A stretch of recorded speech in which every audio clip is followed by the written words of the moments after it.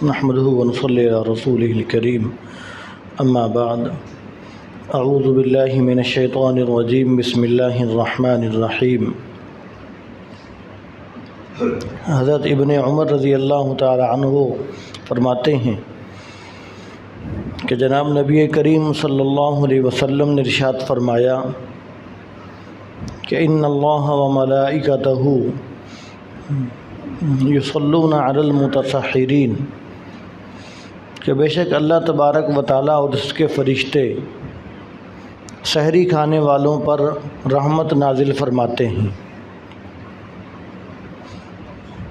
اس حدیث شریف کے اندر آپ صلی اللہ علیہ وسلم نے سحری کھانے کی فضیلت ارشاد فرمائی۔ فرمایا کہ بے شک اللہ تعالیٰ اور اس کے فرشتے سحری کھانے والوں پر رحمت نازل فرماتے ہیں۔ اگر دیکھا جائے تو آدمی سحری کھاتا ہے اپنے ہی فائدے کے لیے، تاکہ روزہ رکھنے کے لیے مجھے آسانی ہو جائے، سارا دن بغیر کچھ کھائے پیے گزارنا ہے، تو سحری کی وجہ سے روزے پر کافی آسانی ہو جاتی ہے۔ تو سحری آدمی اپنے فائدے کے لیے کھاتا ہے، لیکن اللہ تبارک و تعالیٰ کی کمال رحمت دیکھیے کہ چونکہ سحری کا تعلق روزے کے ساتھ ہے، تو اس لیے اللہ تبارک و تعالیٰ نے اس سحری کے کھانے کو بھی فضیلت والا کھانا بنا دیا۔ فرمایا کہ تم سحری کھاؤ گے تو ہم تم پہ رحمتیں نازل کریں گے۔ اور آپ صلی اللہ علیہ وسلم کی شفقت اور محبت اس امت پر دیکھیے کہ وہ الفاظ جو اللہ تبارک و تعالیٰ نے آپ صلی اللہ علیہ وسلم کے لیے ارشاد فرمائے تھے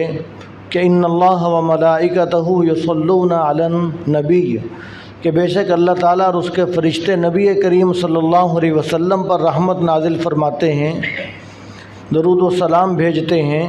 تو وہی الفاظ آپ صلی اللہ علیہ وسلم نے سحری کھانے والوں کے لیے ارشاد فرما دیے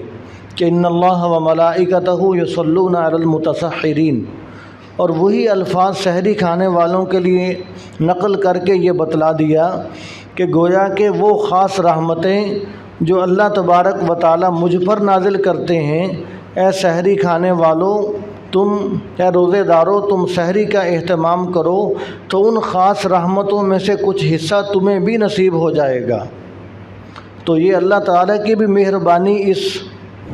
اس امت پر، اور آپ صلی اللہ علیہ وسلم کی بھی کمال شفقت اور محبت اس امت پر۔ تو اس لیے ہمیں چاہیے کہ سحری کا ضرور اہتمام کیا جائے، اور آدمی یہ سوچ کر سمجھ کر سحری کھائے کہ یہ برکتوں والا کھانا ہے۔ اس لیے کہ آپ صلی اللہ علیہ وسلم سحری فرما رہے تھے، ایک صحابی تشریف لائے تو آپ صلی اللہ علیہ وسلم نے ارشاد فرمایا کہ آ جاؤ برکتوں والا کھانا کھا لو۔ تو سحری کے کھانے کو آپ صلی اللہ علیہ وسلم نے برکت والا کھانا کہا۔ ایک اور حدیث شریف کے اندر ارشاد فرمایا کہ 3 چیزوں کے اندر اللہ تعالیٰ نے بڑی برکتیں رکھی ہیں۔ فرمایا کہ ایک تو جماعت کے اندر، اور دوسرا فرمایا کہ سرید کے اندر۔ سرید وہ کھانا کہ جو گوشت کے اندر آدمی روٹی کے ٹکڑے ڈال کر بناتا ہے، تو فرمایا کہ اس کے اندر اللہ تعالیٰ نے بڑی برکت رکھی ہے۔ اور تیسرا فرمایا کہ سحری کھانے کے اندر اللہ تبارک و تعالیٰ نے بڑی برکتیں رکھی ہیں۔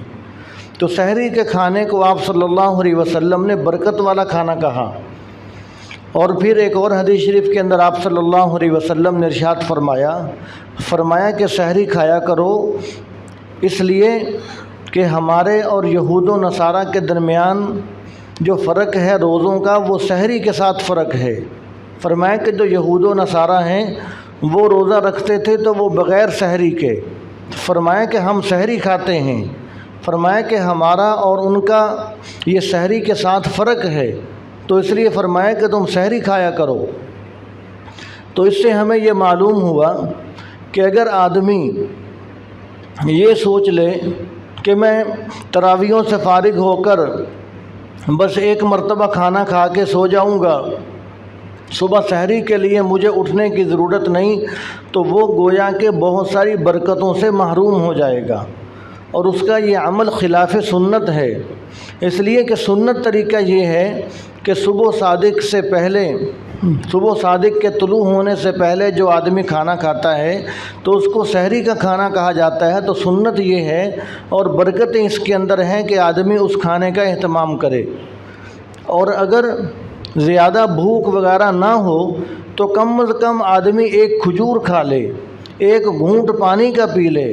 ایک گھونٹ لسی کا پی لے سحری کی نیت کر کے کہ گویا کہ میں یہ سحری کر رہا ہوں، تو اس ایک گھونٹ کے اندر، ایک کھجور کے اندر اللہ تبارک و تعالیٰ برکتیں رکھ دیں گے، اور سحری کھانے کے جو سنت ہے وہ بھی پوری ہو جائے گی۔ تو اس لیے یہ کوشش کرنی چاہیے کہ اگر رات کو آدمی دیر سے بھی سوئے تو صبح صادق کے طلوع ہونے سے پہلے آدمی تھوڑا بہت کھا پی لے سحری کی نیت سے، تو آدمی اجر و ثواب حاصل کرنے والا بن جائے گا۔ اور جو سحری کا افضل وقت ہے وہ یہ ہے کہ غروب آفتاب سے لے کر صبح صادق کے طلوع ہونے تک یہ جتنے گھنٹے بنتے ہیں ان تمام گھنٹوں کو 6 حصوں کے اندر تقسیم کر لیا جائے، اور جو آخری چھٹا حصہ ہے وہ سحری کھانے کا افضل وقت ہے، وہ سحری کھانے کا اصل بہتر وقت ہے کہ آدمی اس وقت سحری کرے۔ مثال کے طور پر آج کل تقریباً 10 گھنٹے بنتے ہیں غروب آفتاب سے لے کر صبح صادق کے طلوع ہونے سے پہلے تک، تو ان کو 10 گھنٹوں کو اگر 6 حصوں میں تقسیم کیا جائے تو جو آخری سوا یا 1.5 گھنٹہ تقریباً ہوگا تو وہ سحری کھانے کا افضل وقت ہے۔ اور سحری کے اندر تاخیر کرنا یہ زیادہ بہتر ہے کہ آدمی آخر وقت کے اندر سحری کرے، لیکن اتنی بھی آدمی تاخیر نہ کرے کہ آدمی کا روزہ ہی مشکوک ہو جائے۔ وقت ختم ہونے سے پہلے آدمی اپنی سحری مکمل کر لے تاکہ اس کا روزہ بھی خراب نہ ہو، روزہ بھی اس کا مشکوک نہ ہو۔ تو وقت ختم ہونے سے پہلے آدمی تاخیر کے ساتھ سحری کرے تو یہ افضل وقت ہے۔ اور پھر دوسری بات یہ کہ جب آدمی سحری کرتا ہے تو اس کے اندر گویا کہ آدمی اللہ تبارک و تعالیٰ کو اپنی کمزوری دکھا رہا ہے، اور اللہ تبارک و تعالیٰ کو یہ پسند ہے کہ اللہ تعالیٰ کے سامنے آدمی اپنی کمزوری، اپنی عاجزی، انکساری ظاہر کرے۔ اس لیے کہ جب آدمی سحری کر رہا ہے تو گویا کہ اپنے عمل سے یہ بتلا رہا ہے کہ یا اللہ میں کمزور ہوں، میں نے سارا دن روزہ رکھنا ہے، میں بھوکا پیاسا بغیر کچھ کھائے پیے کیسے روزہ رکھوں گا، میرے لیے تو بڑی مشکل ہوگی، تو اس لیے میں کمزور ہوں، میں عاجز بندہ ہوں، تو میں اس لیے سحری کر رہا ہوں۔ اللہ تبارک و تعالیٰ کو یہ بات پسند ہے۔ اور اگر آدمی سحری نہ کرے تو گویا کہ آدمی اللہ تبارک و تعالیٰ کو اپنی دلیری دکھا رہا ہے کہ مجھے سحری کرنے کی ضرورت نہیں ہے، میں نے کچھ نہ بھی کھایا پیا تو میں سارا دن روزہ رکھ سکتا ہوں۔ تو اپنی دلیری دکھانے سے بہتر ہے کہ آدمی اپنی عاجزی دکھلائے۔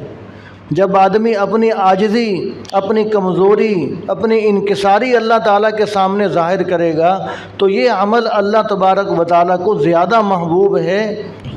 بجائے اس کے کہ آدمی اپنی دلیری، اپنی شجاعت، بہادری دکھلائے کہ میں نے اگر سحری نہ بھی کی تو کوئی مجھے مسئلہ نہیں ہے، میں سارا دن سکون سے روزہ رکھ لوں گا۔ تو اس سے بہتر ہے کہ آدمی اپنی عاجزی دکھلائے اور سحری کرے۔ تو یہ بھی اللہ تبارک و تعالیٰ کا انعام ہے کہ آدمی سحری کرتا ہے اپنے فائدے کے لیے تاکہ روزہ رکھنا میرے لیے آسان ہو، تو اس کے اندر بھی اللہ تبارک و تعالیٰ نے برکتیں رکھ دیں، اور سحری کھانے پر بھی اللہ تبارک و تعالیٰ نے رحمتوں کے نزول کا وعدہ فرما لیا۔ تو دعا ہے کہ اللہ تبارک و تعالیٰ ہمیں عمل کرنے کی توفیق نصیب فرمائے۔ يا أيها الذين آمنوا اتقوا الله وكونوا مع الصادقين